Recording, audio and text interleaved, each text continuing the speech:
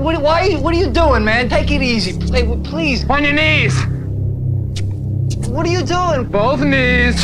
Please, I didn't do anything to Get you. down. Why are you Down. doing this?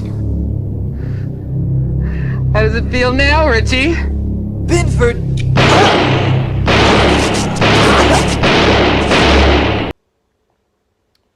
Hey everybody, it's Kenny K here, and the movie you just saw is Fade to Black, 1980. Directed by Vernon Zimmerman, gets a 6.1 on IMDb. I'll tell my score later. Um, and you probably saw the actor who was killed is Mickey Rourke, a young Mickey Rourke from the wrestler, the Expendables, and so on. And the killer is played by Dennis Christopher, sorry. He's playing Eric Binford. Now he wasn't Eric Binford at that at that moment, but I'll tell you the synopsis later. And you also got Tim Thomerson as Dr. Moriarty. Yeah, Moriarty. Okay, sorry, handful.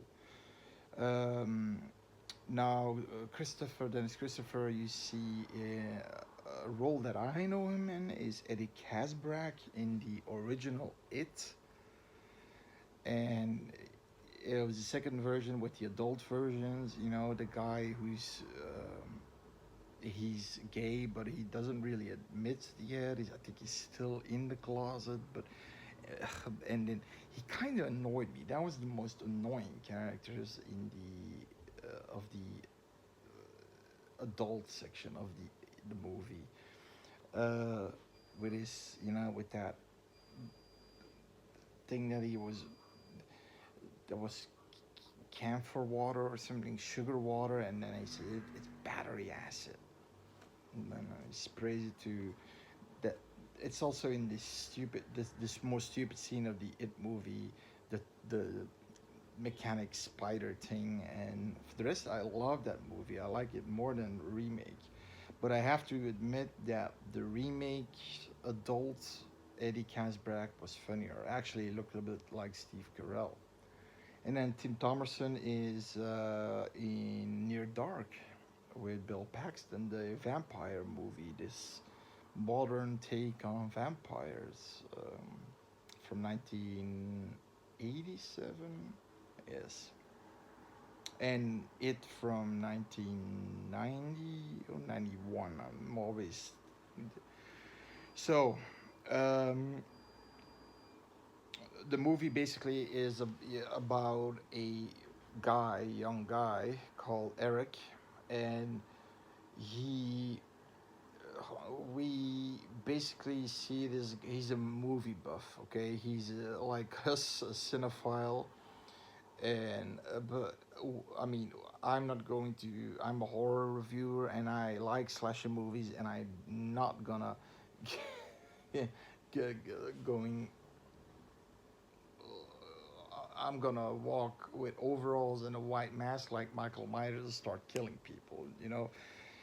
But we see his descent into madness, and he starts killing off people that were nice to him in different characters, like he did in that scene. That scene he was basically playing because he likes 40s and 50s and 60s movies.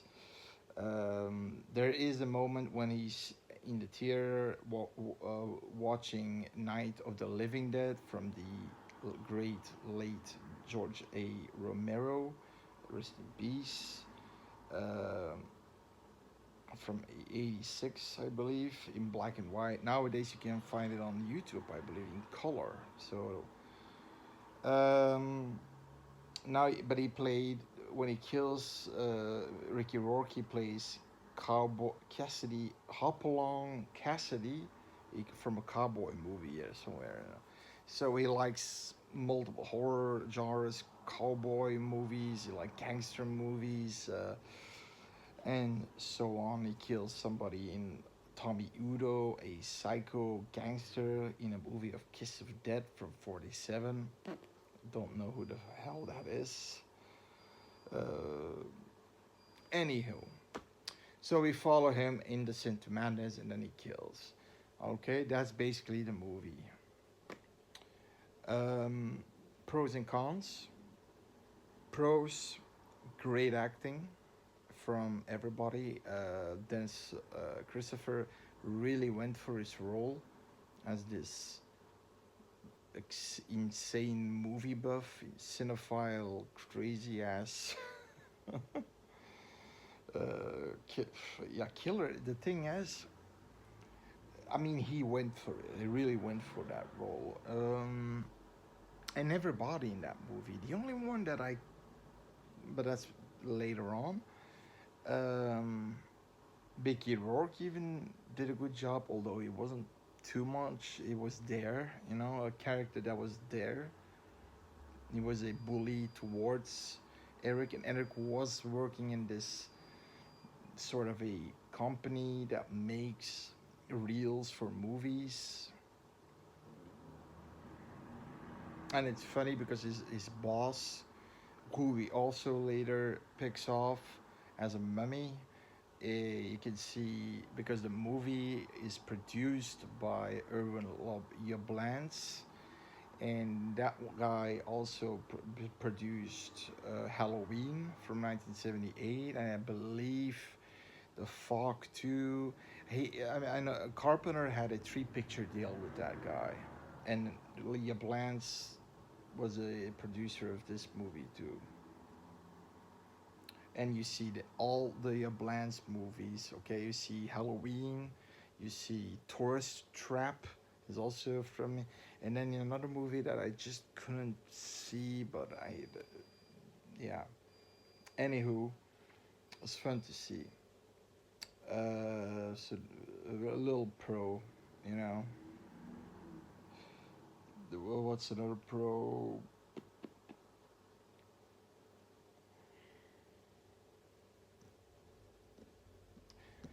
Like I said, acting was good. The few things that I like the posters, and then in the way that he kills when these characters, he does a great job of looking like them or acting like them. Here's a scene in the way he's treated. So we do see he had a tough youth, and his mom was a famous actress. Every guy wanted to be with her, and I'm guessing that there is a guy who had sex with her, and she had an accident, meaning she got pregnant, and eventually she died at some point in a real accident, and the father doesn't want anything to do with the kid. He's a bastard kid, basically, like they say, and his aunt, the sister of his mom, took him in, but she's like this. She was a dancer, but blames him for being in a wheelchair, and she's since then but it wasn't his fault, but she's treating him like trash. But the problem is that the more you see him, he's in his underwear and in his working clothes, like a tie and shit, and in his underwear looking at movies, and he goes crazy if he can't watch the last bit, the best bit, and he's smoking constantly, not because he likes smoking, but because he's seeing like the gangster Tommy Udo smoking all the time, or Cody Jarrett, played by James Cagney, he's also so he's seeing these smokers, and that is even so bad that he's coughing and that he's actually sick from smoking too much. So he's letting himself completely go, and and here's the scene to show you how the ant reacts, and then he already is going to that insane route. So here's the scene. Breakfast, the way you devour those. Brain food is what you need, not escapist trash. You know, you talk too much.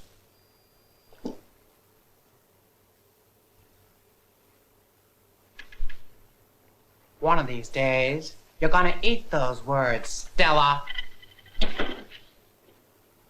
Like this.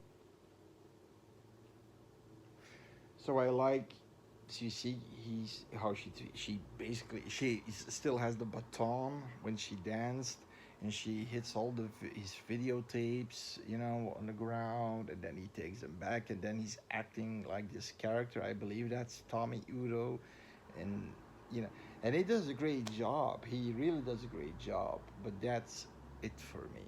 Okay, the cons. The movie didn't really. This is in every slasher list you can find. If you really even go to 1980, not 80s, 1980 specific slasher movies, there are only like um, for 79 there are only like 17, and I believe 1980 wasn't a big year too. You did have Friday the 13th in that year, but 1981 was a golden year. Halloween 2, Friday the 13th Part 2, My Bloody Valentine, The Burning, and so on and so on, right? And the thing, this isn't slasher. I mean, it's like a few weeks before I reviewed Schizoid, also from the same year, 1980. It's a thriller, in my opinion, and this one is actually more of a psychological horror movie. You see a character study of this person, Eric in this case, and we see him going mad, and we're following him, and basically you would feel bad for him if we seen a little bit more of his the tragic past. The, Although the movie takes an hour is as long as an hour and 42 minutes, it and the first kill is at 37 minutes, and he just doesn't. I don't know. It's you don't see much of his, like Richie. Mickey Rourke is bullying him all the time, and I didn't feel like he's really bullying him. He's just being an asshole, right? But he not so much that it's pushing somebody over the limit, in my opinion. That's okay, not nice, but you know what I mean? So I rather wanted to see a little bit of what happened before when the movie starts, because then I would think it's tragic when the inevitable uh, happens at the end, the thing that will happen in the end. I'm not gonna spoil the movie for people who want to like to see this movie, because it gets a great score. And then also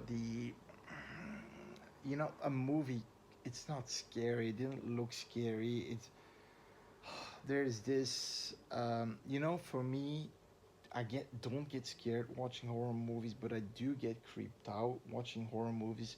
For example, my favorites are 1978 Halloween, Halloween 2, 1981 The Link from Halloween, the first Halloween. I like The Thing from 1982, The Blair Witch from 1999. You know what I like? When the movie kind of breaks the fourth wall, and you're sitting and look, I wasn't that old, sadly enough, but if I was watching it in TV is also breaking the fourth wall. You feel like in The Thing, everybody's paranoid. They're like, it's creepy, you can't get the fuck out of there, and you feel like that, when you feel for these guys, and you actually feel creeped out because and panic because so who the hell is human, who the hell is not in The Thing, right? Halloween, a person that's constantly following you, creepy. You know the scene when he's standing there in Laurie Strode's garden between the white sheets, and he's looking at her with that Carpenter piano tone, and it's creepy. It's creepy. And then of course, a good soundtrack makes it more creepier. Like Ennio Morricone, The Thing was a good choice. Um, and Blair Witch 2, I feel for these people, and then at some point, because you get to know these people, but it's the same thing that apparently Jaws from 1975 had on its audience. If people don't want to swim in the ocean because of Jaws, it had its effect, and that's creepy. Blair Witch, a lot of people didn't want to go camping after that movie. That's the effect. So that's what I like in horror movies. That's creepy, and usually those are slow burns, but multiplying the creepiness, the suspense, the mystery, the atmosphere. At some point, that it goes, now it's happening. Yeah, there's not a lot of gore, but a lot of the kills are actually kill scene, kill scenes. So you've got, you know, how the first scene I showed you when I started my review, he kills with two guns, like this fast shooter of the Wild West, choo choo choo, like this. And then there's also a moment that he kills with a Tommy gun, playing a gangster. Yeah. But there's also a moment, and I think that's the goriest scene in the movie, as a Dracula, Bela Lugosi style, and he kills a prostitute, unknown name, that was, he wanted to pay her to have sex with $10, and of course she didn't. That was the amount too low, and he killed her like this.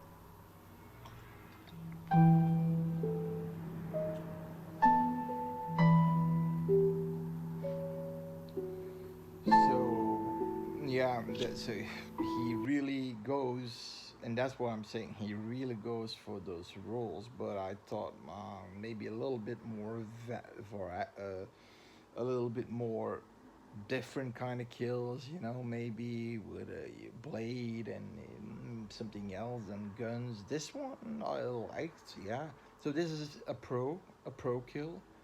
I like that he really goes for the role. He's Dracula. He drinks blood, and he takes the blood and he licks it.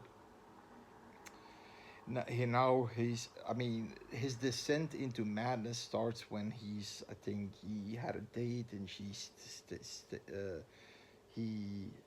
stood him up. Yeah, she doesn't.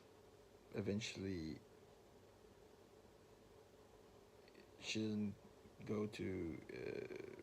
She's eating in a restaurant with some kind of sleazy producer, which Eric also goes after at some point. But like I said, if that's the variety of kills wasn't, and it didn't creep me out. The story wasn't creepy. It's not a slasher in my opinion. Again, it's like a social. a psychological horror movie. I mean, if you go take a look at the on IMDb, it has like drama, thriller again. I hate it when a slasher movie is a slasher movie, and then you can add horror and maybe splatter horror. You know, some of these movies, like Friday the 13th, isn't going to. I'm not sure, but I don't think it's gonna have thriller on that. It's a slasher movie. Friday the 13th series, is that a thriller? No, it's a slasher movie, and that's why I urge you to watch, if you already watched it or never watched it. A review my last review was the mockumentary slash conventional horror dark comedy slasher dark comedy. It's the rise of Leslie Vernon. He basically explains detail how a slasher operates, almost in that it's funny but in a serious way. And then, you know, that's a slasher. You can even go to AI, the difference between a slasher and a thriller. It does have similarities, but I hate that shit. So,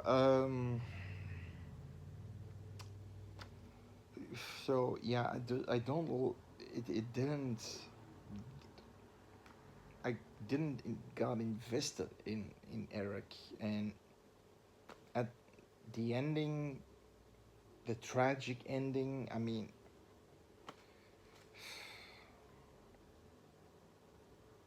yeah, I didn't got invested. That's basically it, and it didn't. It wasn't for me. That's basically it. Wasn't for me. I'm giving it a 4, but I do think for people who like a little bit more of that, like, because the acting was superb, and if people like like a person descending into madness and then really taking on these roles of these old movies and killing them in that way, then sure, take a look. But it's not for me. That being said, have a nice day. Bye bye.